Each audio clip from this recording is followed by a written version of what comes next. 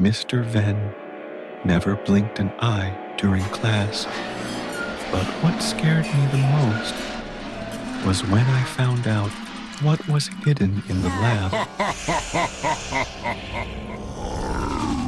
I am Andrew, a 10th grader. My new biology teacher, Mr. Venn, always makes me uncomfortable. He never blinks. His voice is monotone like a robot. He is very good. So good that it makes me suspicious. I didn't think much of it until the day I saw a strange light coming from the room. That day I was held back to submit my paper. The school was quiet. Only the sound of my footsteps echoed.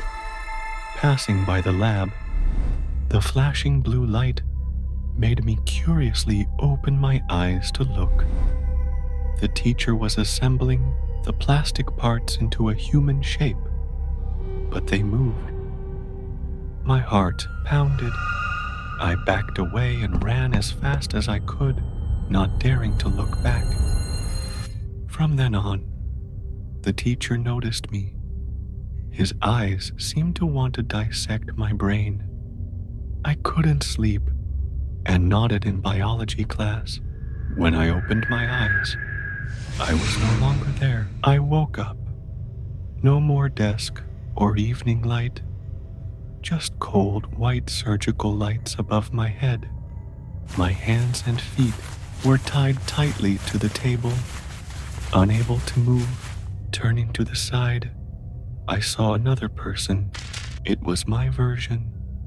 Its lifeless eyes were wide open. It looked at me and smiled crookedly, while my mouth was tightly covered. Unable to call for help, I struggled in despair. At this moment, the door opened, the sound of shoes clicking on the floor. Mr. Venn walked in, wearing gloves, looking at both of us as if choosing an item, saying nothing. Previous versions seemed emotional, not good. I struggled. I wasn't a clone. I was real. I had to get out. Mr. Venn leaned down to my face.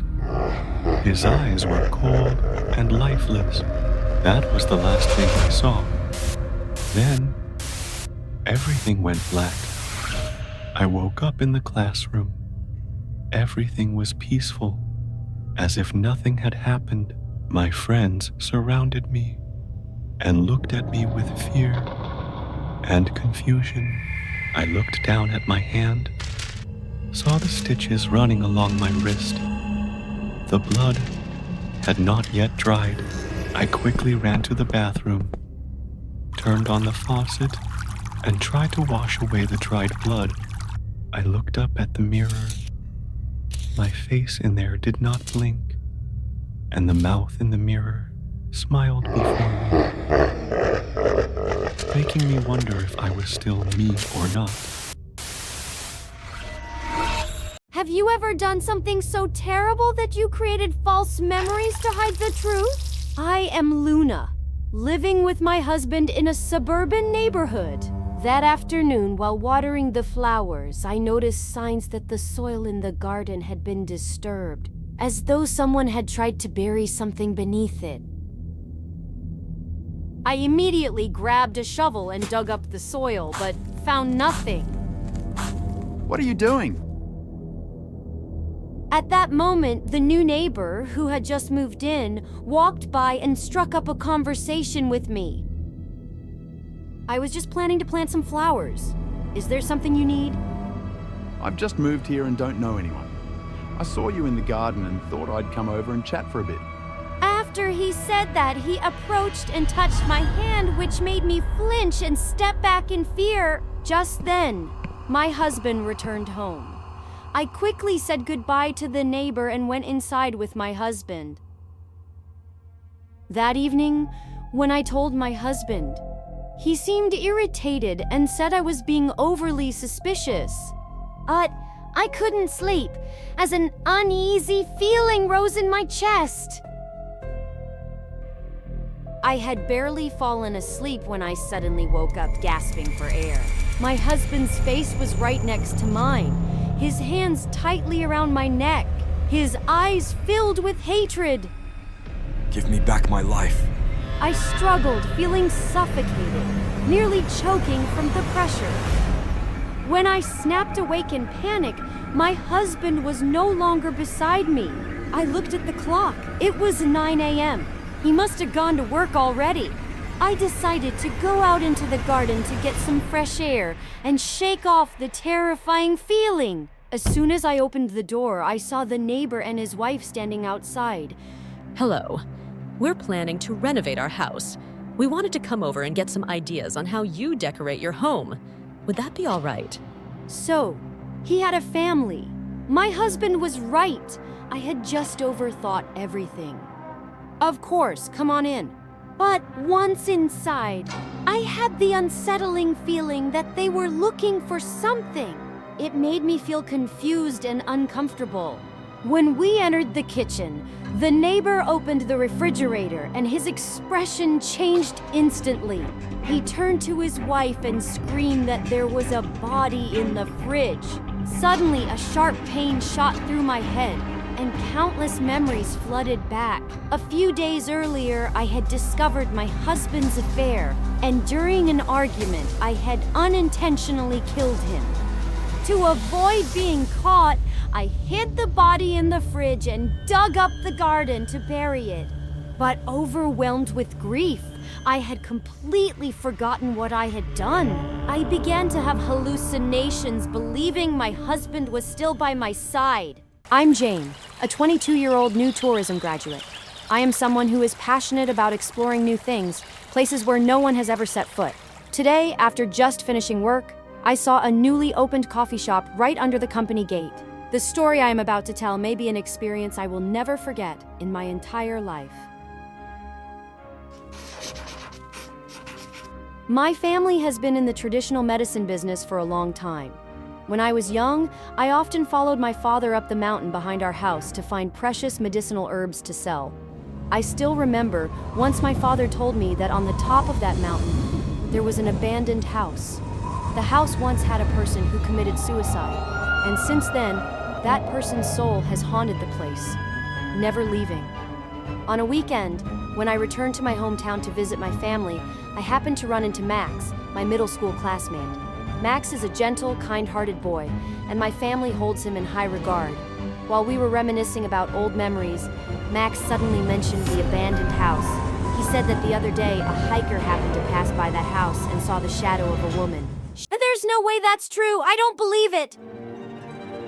Many people in this village say that you haven't been back to the hometown for a long time, so you wouldn't know. So, shall we go there tonight to watch? No way, James. It's really scary. It's okay. Trust me. After much persuasion, Max finally agreed to go there with me. We walked together along the path leading up the mountain. The path up there isn't too difficult, but it's quite far, so it took us about an hour to reach that house. I stood below looking up at the two-story house, an untouched house covered in green moss, with overgrown grass in the front yard. I was about to step into the house when Max said, I think we should go back, James. I'm scared. We've spent so much time getting here, there's no way we can just turn back easily. Come in with me. Max and I stepped into the house and looked around. The objects inside were old and scattered everywhere. I wondered why the owner of this house built it in such a desolate place.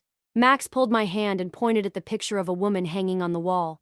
Her eyes appeared to be observing everything we did. I don't see anything scary, it's just a normal picture. Suddenly, Max asked me, James, do you hear anything? It seems I heard footsteps on the second floor. We went up to the second floor. The footsteps became clearer, seemingly coming from the last room in the hallway, as if someone was walking around in that room. I slowly walked up to the door of the room, and as I stood in front of the door, the footsteps suddenly disappeared. I tried to open the door but couldn't. It felt like someone was locking it from the inside. Is anyone in there? In response, all I heard was the wind outside the forest. Suddenly, the door slowly creaked open, and Max and I turned to look. I started to feel anxious and recalled the stories I had heard about this house. It was as if something compelled me to approach the door, and just as I raised my hand, a gust of wind blew, flinging the door wide open.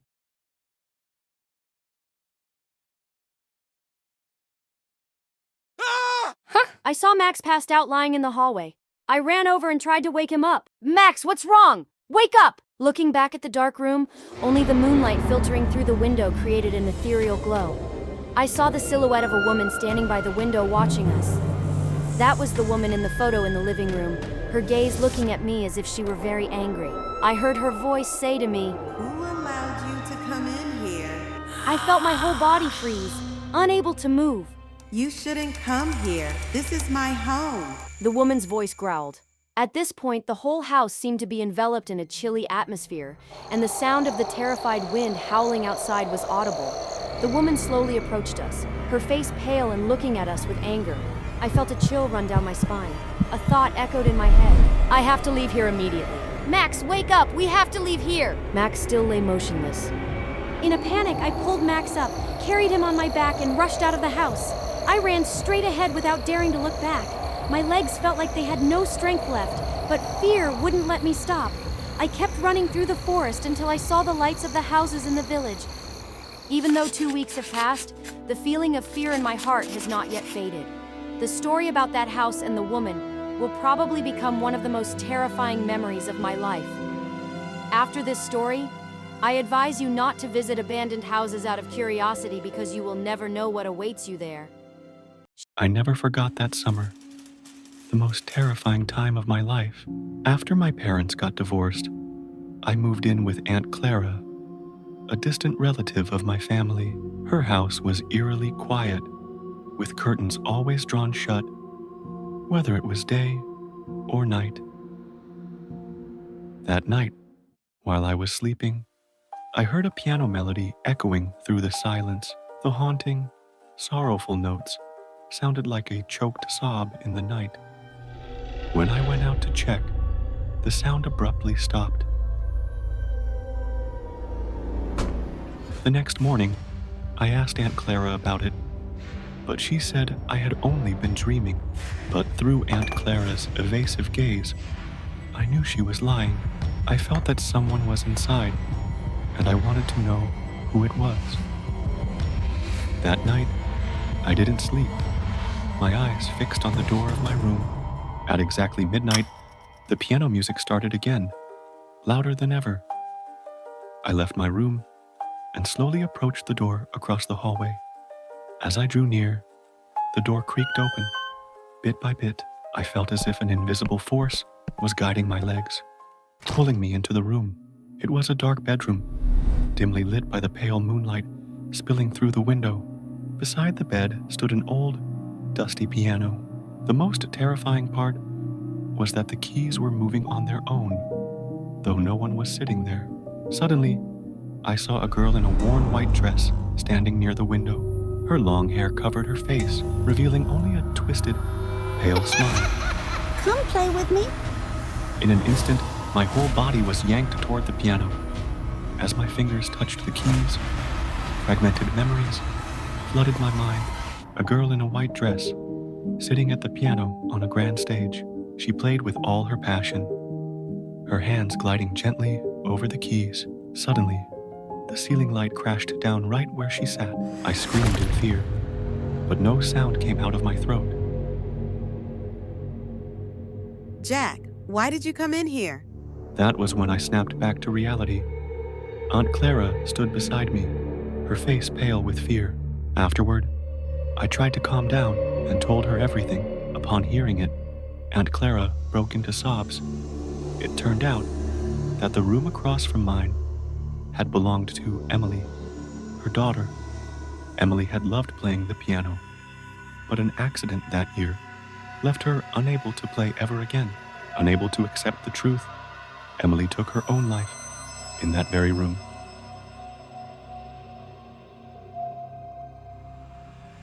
Since that night, Aunt Clara locked the room tightly and never let me enter it again. But every night, the sound of the piano still echoed, achingly beautiful and filled with sorrow.